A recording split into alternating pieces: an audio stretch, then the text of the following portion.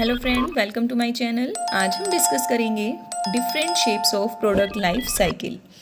Product life cycle इस concept को दिया है प्रोफेसर थियोडोर लेविट ने। उन्होंने प्रोडक्ट लाइफ साइकिल के स्टेजेस को 4 कैटेगरी में डिवाइड किया है, जैसे कि introduction, growth, maturity and decline. Product life cycle में हर एक प्रोडक्ट की अलग अलग स्टेज हो सकती है और अलग अलग स्टेज में हमें प्रोडक्ट के रिगार्डिंग अलग अलग तरह की कुछ करैक्टरिस्टिक्स देखने को मिलती हैं।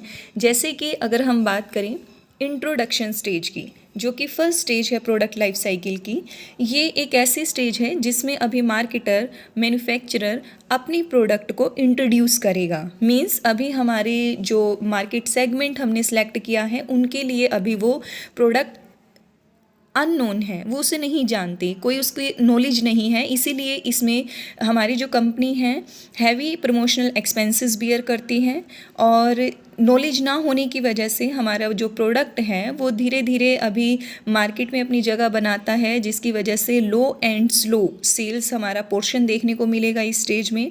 और प्रोडक्ट का जो प्राइस है वो हाई रहता है और जिसमें प्रॉफिट का मार्जिन भी, जैसे हम देख सकते हैं, वो अभी जीरो से उठना धीरे धीरे शुरू होगा। जैसे जैसे हमारी सेल बढ़ती चली जाएगी, प्रॉफिट में भी हमारे जो इंक्रीमेंट है वो देखने को मिलेगा।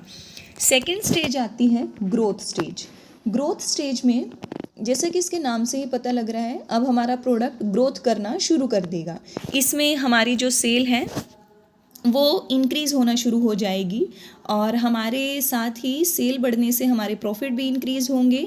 हमारे प्राइस में जो फर्स्ट स्टेज के कंपैरिजन में थोड़ा उसमें रिडक्शन आना शुरू हो जाती है और साथ ही इसमें एक स्ट्रॉन्ग डिस्ट्रीब्यूशन जो हमारा चैनल है, जो सिस्टम है, उसे सिलेक्ट किया जाता है।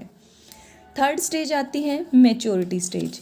मैच्योरिटी स्टेज में अब जैसे जैसे हमारा जो प्रॉफिट है वो बढ़ेगा, हमारे जो सेल है वो बढ़ना शुरू होती है, उसी के अकॉर्डिंग ही हमारी एक प्रोडक्ट की एक मैच्योरिटी स्टेज भी देखने को मिलेगी।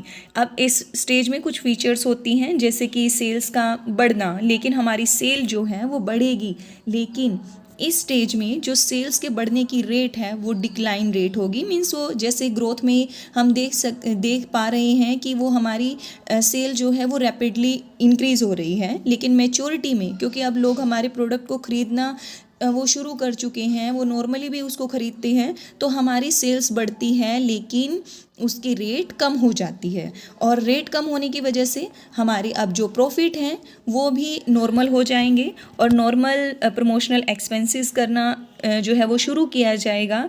और एक पॉपुलर ब्रांड के लिए जैसे कि किस तरह की एडवर्टाइजमेंट करवानी है, उसके ऊपर किस तरह के हमारे एक्सपेंसेस होंगे, वो लेवल भी, वो एक्सपेंसेस का जो कोटा है वो भी नॉर्मल हो जाता है और हमारे प्राइस जो हैं वो कम करने शुरू कर दिए जाते हैं। प्रोडक्ट में मॉडिफिकेशन की जाती है, डीलर्स का सपोर्ट लिया जाता है और साथ ही इसमें एक हैवी डिस्काउंट या अदर तरह के कंसेप्ट को यूज़ करके डीलर्स के सपोर्ट को लिया जाएगा इसमें।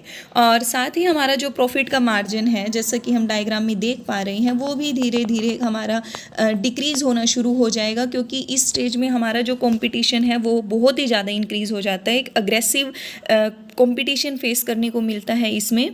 और साथ ही इस स्टेज में एक करैक्टरिस्टिक्स ये भी देखने को मिलती है कि हमारी सप्लाई ज़्यादा हो जाती है और डिमांड कम हो जाएगी, जिसकी वजह से फिर अगली स्टेज में हमारा प्रोडक्ट जो है वो एंटर करेगा, जिसे हम कहते हैं डिक्लाइन स्टेज, जो कि हमारी लास्ट स्टेज है प्रोडक्ट की।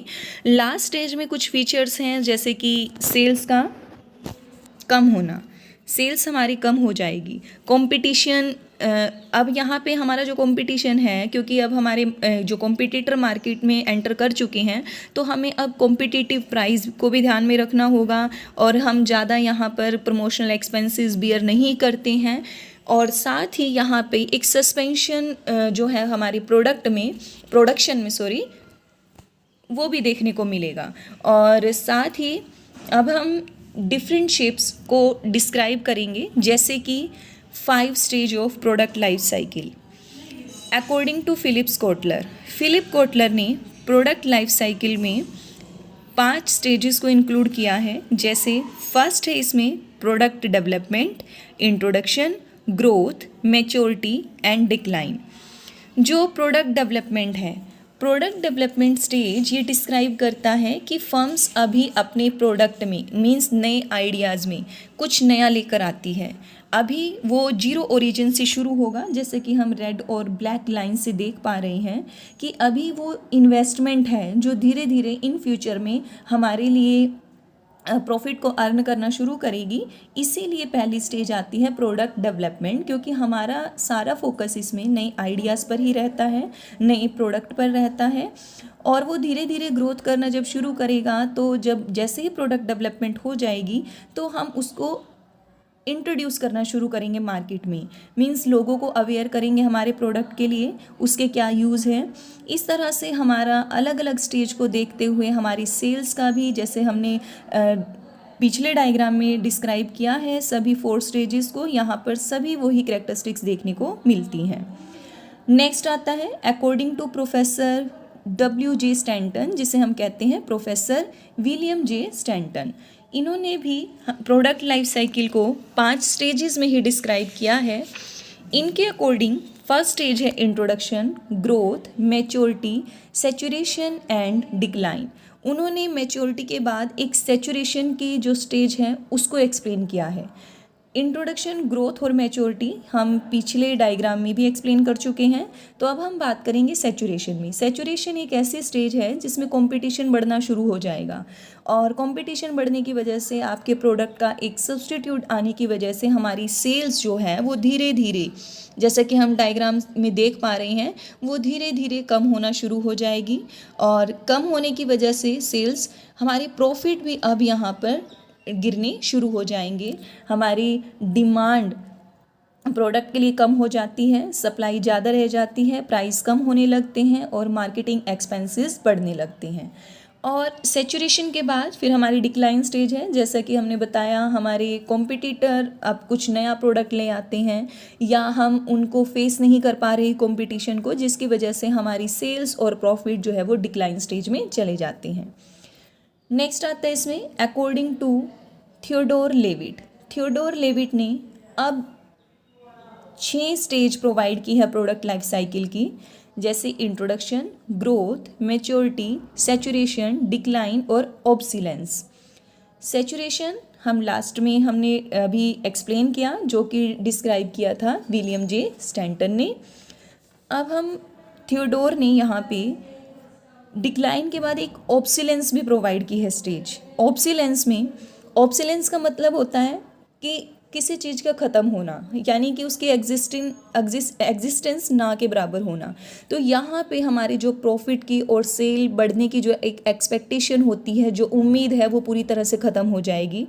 हमारा मार्केट में जो प्रोडक्ट है वो पूरी तरह से अब एक विड्रोवल स्टेज में आ जाता है, एक डेथ स्टेज पे आ जाता है। तो यहाँ पर ऑब्सिलेंस अगर हमारा प्रोडक्ट हो गया है, अगर मार्केटर को अपनी इमेज को बनाए रखना है, या तो वो कुछ नया प्रोडक्ट लेकर आए या कुछ नए चेंजेस लेकर आए।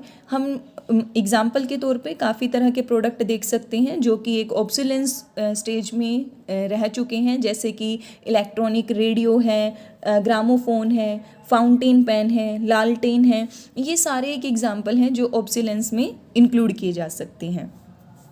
तो ये थे different stage of product life cycle, और अलग अलग ऑथर्स के अकॉर्डिंग जो हमारी शेप है प्रोडक्ट लाइफ साइकिल की वो भी चेंज हो जाती है।